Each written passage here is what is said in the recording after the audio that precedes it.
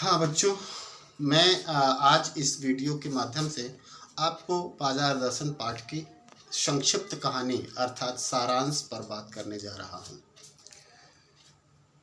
जो पाठ की जो कहानी शुरू होती है वो अपने एक मित्र के माध्यम से अपनी बात लेख की शुरुआत कभी करता है कि उसका एक मित्र बाजार जाता है अपनी पत्नी के साथ और जब वापस आता है तो उसके चेहरे पर हवाइयाँ उड़ती रहती हैं। उसके चेहरे का रंग गायब हुआ रहता है। तो लेखक अपने उस मित्र से पूछता है कि क्यों, क्या हुआ? तो कहता है एक सामान लेने गया था और देखिए पता नहीं क्या क्या सामान श्रीमती जी लेकर आ गई। तो इस प्रसंग के माध्यम से, अपने इस मित्र की कहानी के माध्यम से वो बाजार के उस प्रवृत्ति की ओर इशारा करता है कि जब आप बाजार जाते हैं तो बाजार आपके अंदर लालच पैदा करता है। एक ऐसा बाजार होता है जो आपके अंदर लालच पैदा करता है। ये आज के बाजार की वास्तविकता है। और मित्र ने कहा कि स्त्रियों को माया जोड़ने का शौक होता है, अर्थात भौतिक संपत्ति को इकट्ठा करने का एक जुनून सा होता है। वैसे भी जो औरतें हैं इनके बारे में एक सामान्य सी मान्यता है, 10 में से 2 लोगों को शॉपिंग का शौक होता है। शॉपिंग का शौक क्या है? एक होता है ज़रूरत की सामान को बाजार से खरीदना, उसकी शॉपिंग, और एक होता है केवल शॉपिंग, उसका ज़रूरत से कोई नाता नहीं है।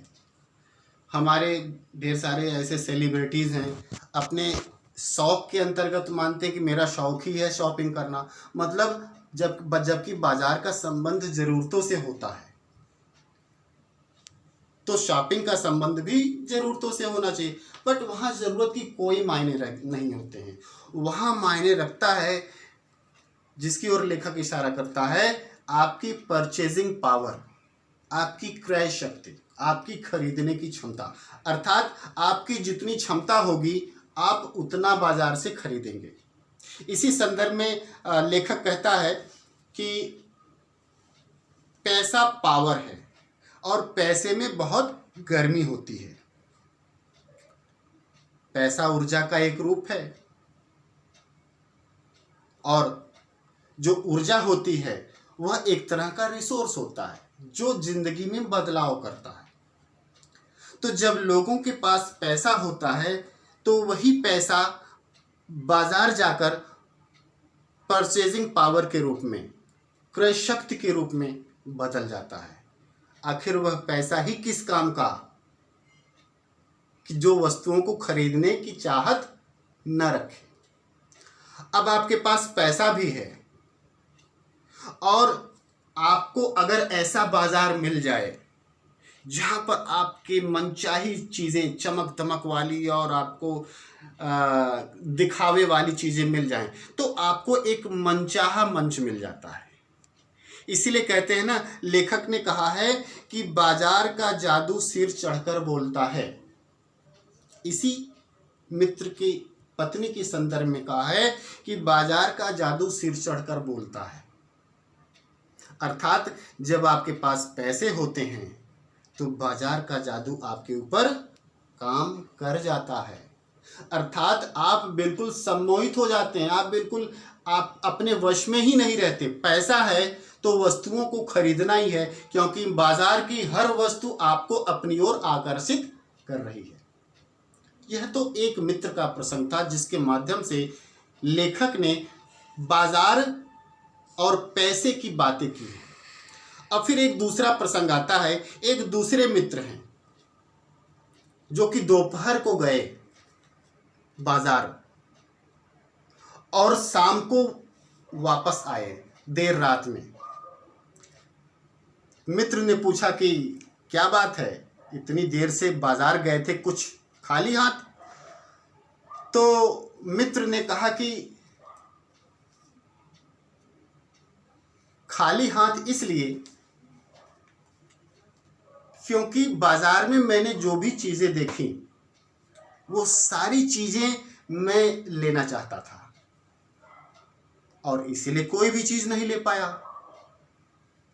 क्योंकि अगर एक वस्तु को छोड़ने का मतलब है सारी मार्केट को छोड़ देना, और मैं कुछ भी छोड़ना नहीं चाहता था, इसलिए मैं कुछ भी नहीं ले पाया।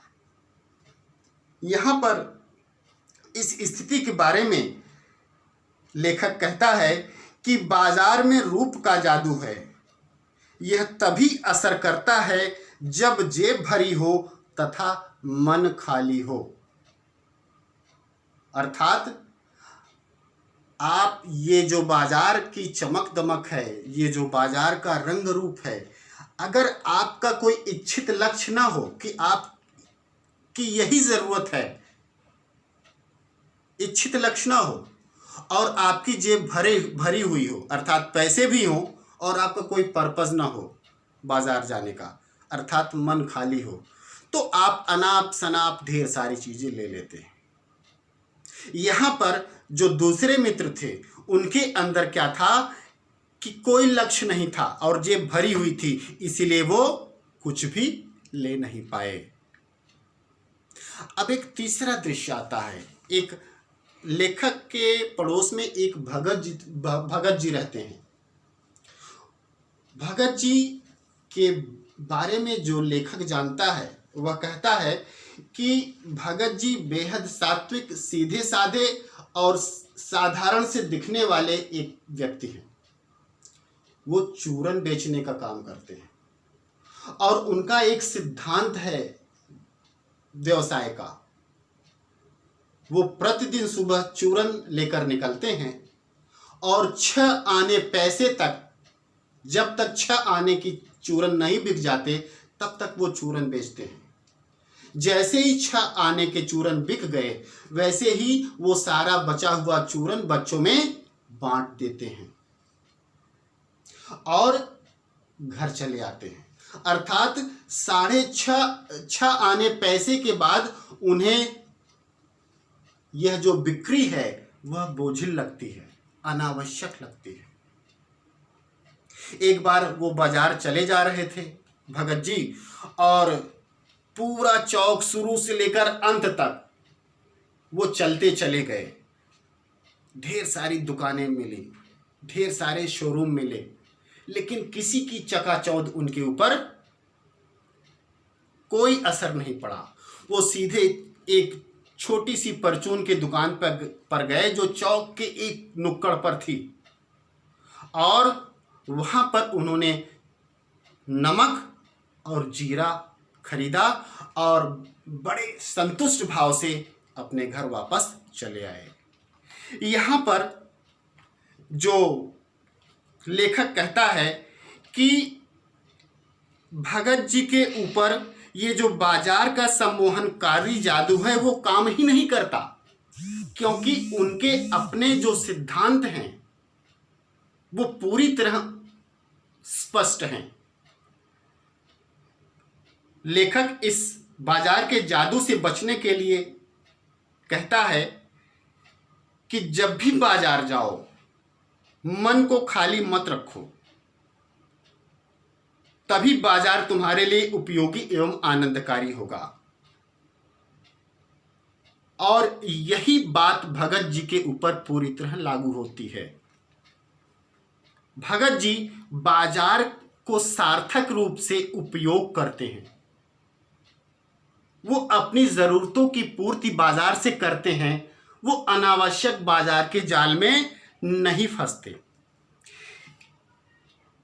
लास्ट में अंततः लेखक बाजार के 2 रूपों की चर्चा करता है। प्रथम रूप जो मित्रों के माध्यम से प्रकट हुआ है वह नकारात्मक है, अनुपयोगी है और पीड़ादायक है। और जबकि बाजार का जो दूसरा रूप है, जो भगत जी के माध्यम से व्यक्त हुआ है, वही व्यक्तिगत, सामाजिक और आर्थिक रूप से उपयोगी और आनंदकारी है। यही बात लेखक इस बाजार दर्शन पाठ के माध्यम से हम सब तक पहुंचाने का प्रयास करता है।